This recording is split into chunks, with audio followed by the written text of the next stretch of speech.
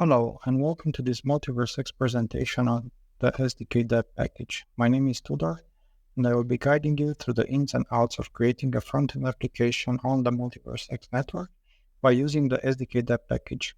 The sdk-dapp is a package exposing many components, hooks, and functions to help you build a dapp without having to recreate interactions from scratch. What do you need to know to follow this tutorial? We assume that you have some basic knowledge of React or React Native. We also assume that you have some basic knowledge of the blockchain and how it works. If you don't have any knowledge on the blockchain, we recommend you to read first the chapters of the MultiversX documentation. What will you learn at the end of this tutorial? At the end of this tutorial, you will be able to build a dapp from scratch using the MultiversX sdk-dapp package. You will learn how to connect to the blockchain, how to create transactions, how to sign them, how to send them, and how to track them. You will also learn how to use different components and hooks exposed by the package. Regarding key terms, we'll be talking about the networks on which dapps are running, about addresses and balances, about nodes management, and about account providers, that is the public-private key pair manager. Before diving into the setup, I'd like to present some published implementations of the sdk-dapp package, like the Authentication dashboard, which is an administration panel for staking providers to manage their contract settings and nodes, the MultiversX Utils application, which is a tool whose purpose is to facilitate development on the MultiversX network, the MultiversX template dapp, which is a basic implementation of the sdk-dapp, providing examples on how to authenticate and how to sign transactions on the network. It will also be used in this tutorial for explaining the basic concepts of the package. And last but not least, the MultiversX Blockchain Explorer, which is a tool offering a clear overview on the blockchain operations, analytics, transactions, blocks, tokens, and so on.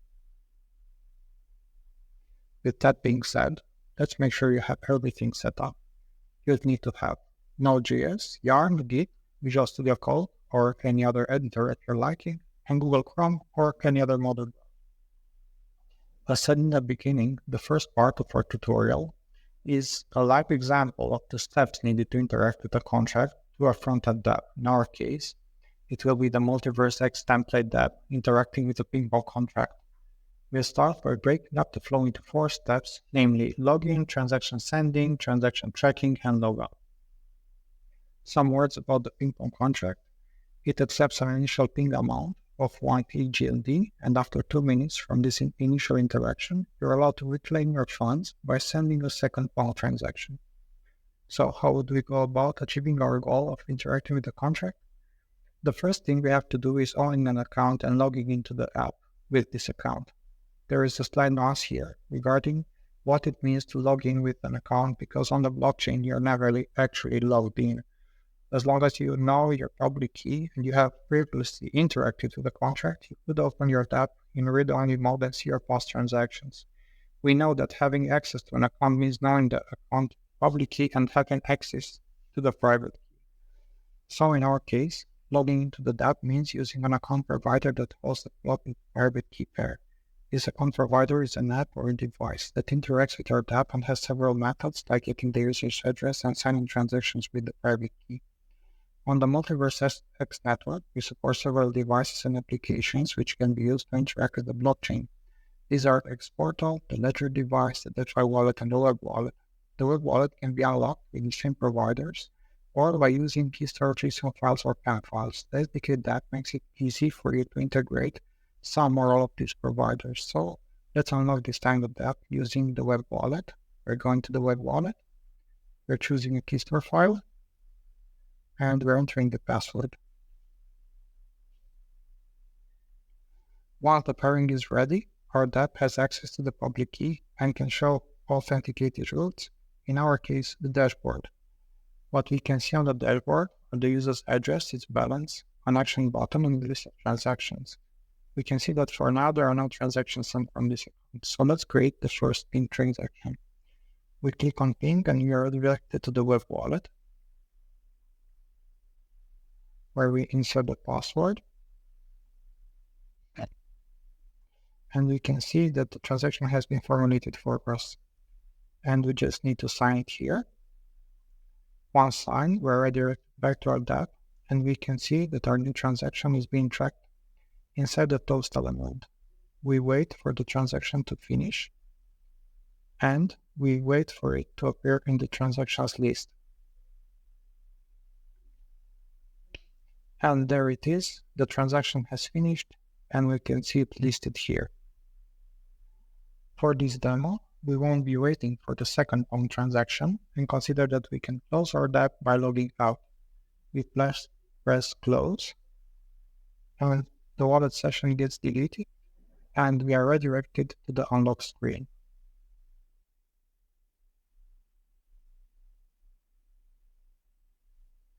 Keeping in mind a live example we have just seen, let's now take a look at the insights of sdk-dapp so you can understand what it takes to create this interaction. We'll be discussing these main parts, starting from dapp setup and ending with tracking transactions.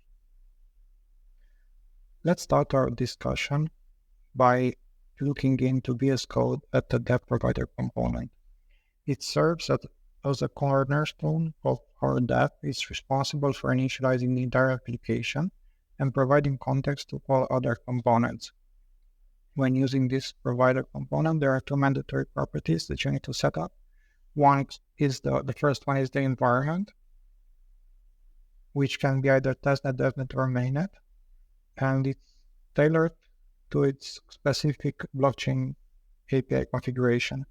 And the next one are the children, which will only be initialized once the dapp setup is finished. Now that we have seen how to use the dapp provider in its basic form, let's explore how we can customize various elements using its optional properties. We'll navigate to the source code in sdk-dapp and look at the first property, which is custom network config. This object allows you to configure your network with different APIs and connection providers. It's particularly useful when building your custom networks, giving you granular control over certain network details. And then there's the external provider property, which allows you to use your own wallet provider implementation, such as an extension provider or web wallet provider, adding flexibility to how users access your dapp. With custom components, developers can implement their own transaction sender and tracker components, providing tailored experience for their users. We can see such an example here, where we have a transaction tracker, where its properties are then injected into the component. Here's like this gets inserted by default, but you can overwrite it, and then these properties will be injected into it. Then we have the dapp config, which lets you specify additional configurations, including the logout route and whether to use or not a web view provider. We are using some defaults for the optional properties, so even on setting them, you'll still have a ready and working dapp.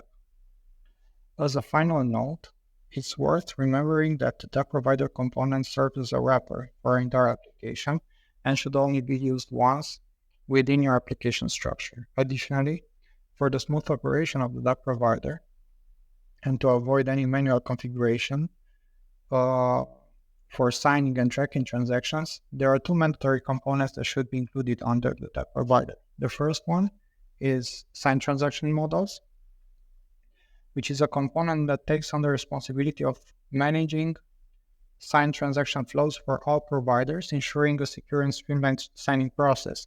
And the second one is the transaction flows list, which is used to display transaction status notifications, keeping the users informed about the progress of their transactions within the app. Incorporating these components under the dapp provider ensures that all aspects of your dapp, including transaction signing and tracking, functions smoothly. So this would be a wrap-up for our dapp provider component. The second component that we'll talk about is the access interceptor context. When building a dapp, our dapp provider will most likely be a child of a larger app wrapper. Maybe this app wrapper will also contain an element that makes network requests and sits above the dapp provider. This means that the dapp provider will not be able to provide the authorization header to access or to your other library that makes HTTP calls because it's not a parent of it. This is why we need to use the access interceptor context. We have a higher order component that will provide the authorization header to Axios. The access interceptor context has three components. It's the provider, the listener, and the interceptor. The provider, as you see it here, is a component that will provide the authorization header to Axios. It has a prop called authenticated domains, which is an array of strings. These strings are the domains that will receive the authorization header. The listener is the component that will listen for a token side.login and send it to the Axios interceptor context above. The interceptor is the component that will add the authorization header to the requests that are made to the domains specified in the authenticated domain prop. The workflow would be as follows. The user logs in and signs a native auth token. Once the login token is saved in Redux, the listener will push the native auth to the Axios interceptor context above. The access interceptor will be set by the interceptor component, and then the user is redirected to the dashboard or the main page of the DApp where all authenticated requests will be made with this bearer token for the desired domains. Each of these login methods have their own caveats, and sdk-dapp makes it easy to handle them. What sdk-dapp does is that it provides a unified interface for all of these login methods. This unified interface is made up of a visual component, a login button, and a React hook that encapsulates the specific logic. Before diving into the details, we need to understand the concept of a wallet. A wallet is a collection of accounts. A user can have multiple accounts derived from a mnemonic phrase, and each account has a public-private key pair. For example, a user can have a Ledger wallet with multiple accounts or a DeFi wallet extension with multiple accounts. In order to use some APIs at login, the user needs to also sign a login token. So the login is complete once the DApp receives three elements: the public key, the login token, and the signature of the login token. The last two elements are being used by the native auth package to formulate a native auth token that will be used as a bearer token for the APIs that require authentication. Note that the token allows a single website origin to use the API for a desired period of time, for example 24 hours. After the token expires, the user needs to log in. Available login buttons are the extension login button, the wallet connect login button, the ledger login button, and the web wallet login button. They accept some common props, which are the callback read, the token to be signed, a function which is called unlocking redirect, and a native auth token configuration. They also have some specific props, which in the case of the extension login button would be the children, the button class name, the login button text, and if it's disabled or not. If you need to implement your own buttons, you can use the use extension login hook. You can see how it's used here, and each of these buttons has its own hook. This hook returns a function that you can call to start the login process. The hook accepts the same props as the button, except for the children prop. Each type of login has its own specific way of handling the login process. That is both Ledger and Exporton, which open a modal, and DeFi wallet opens the extension pop-up window, while the web wallet redirects to a login page. Once the login process is completed, the data is persisted in local storage. sdk-dapp exposes a component called Authenticated Rules Wrapper. You can see it here.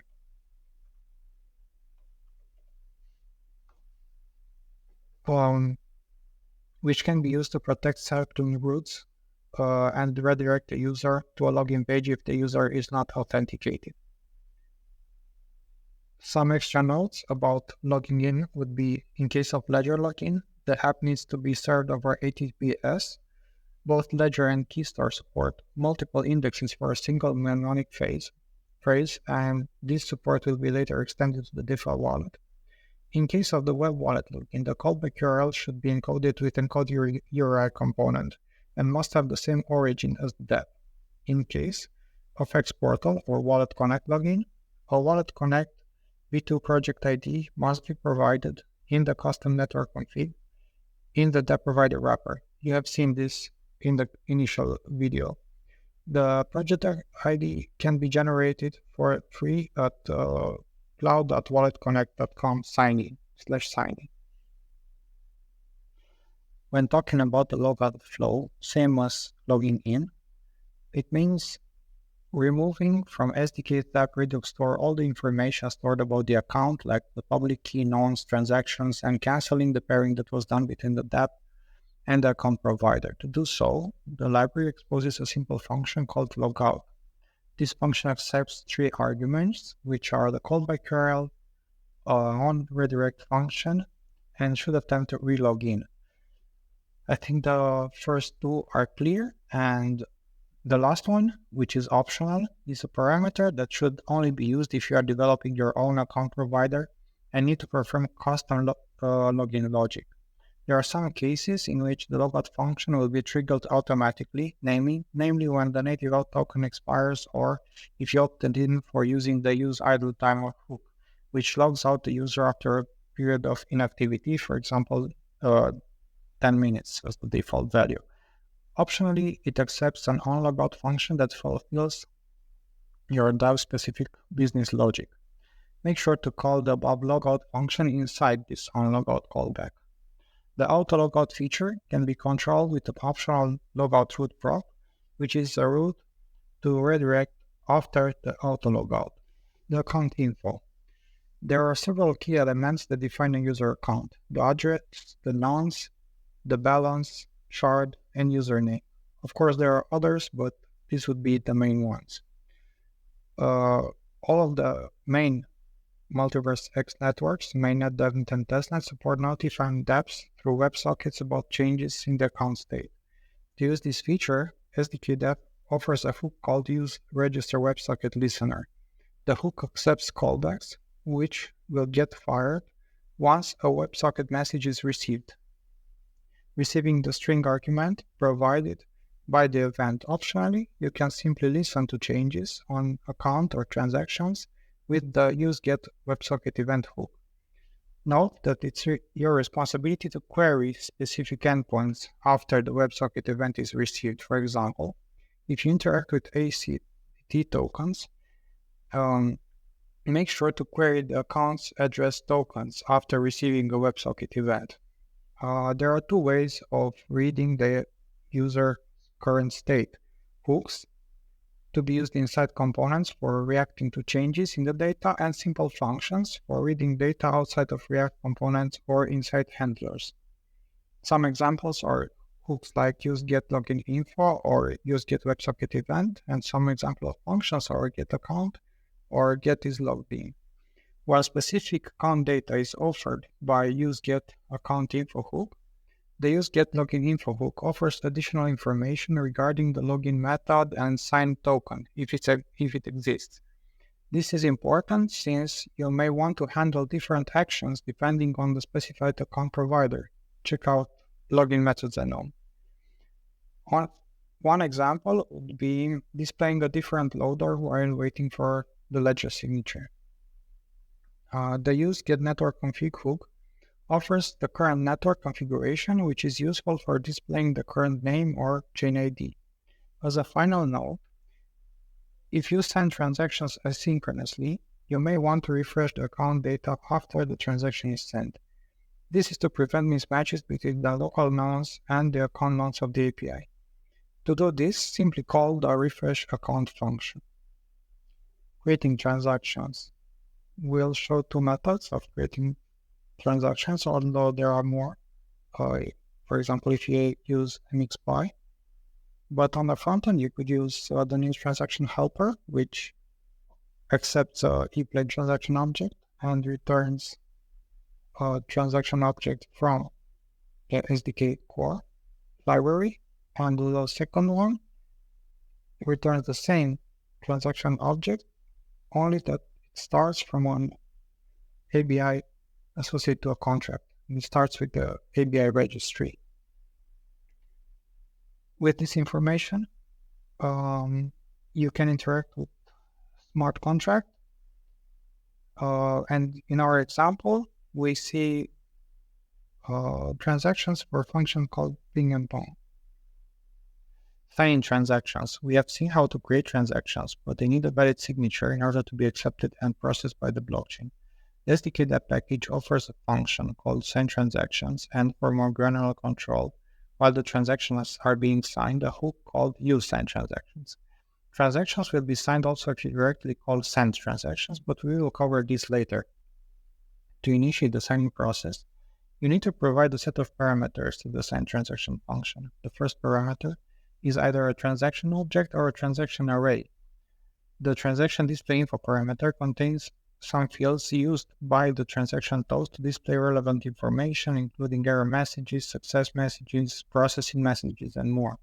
The custom transaction information parameter includes options such as redirecting after signing, session information, transaction completion delay, signing without sending, and more. For developers who prefer not to use the default modals that appear during the signing process, the useSign transaction hook offers a flexible alternative.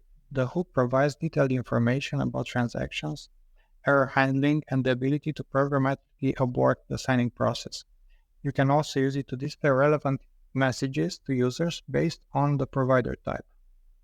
An important note: to ensure transactions are successfully signed, you must either use the sign transaction modals component mounted on the dapp provider, or the use sign transactions hook inside your app.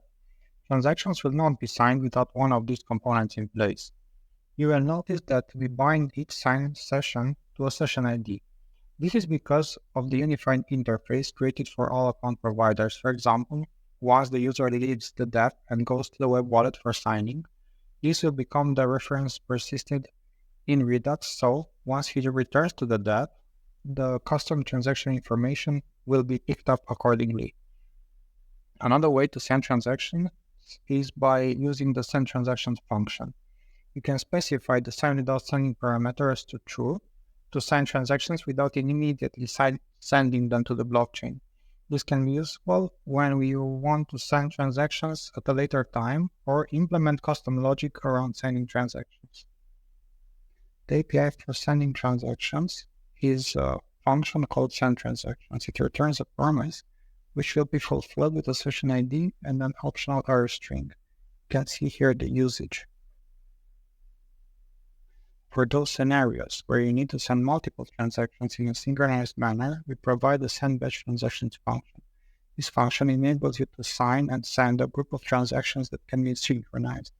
To ensure transactions are sent in a specific order, send batch transaction accepts an argument called transactions, which is an array of transaction arrays.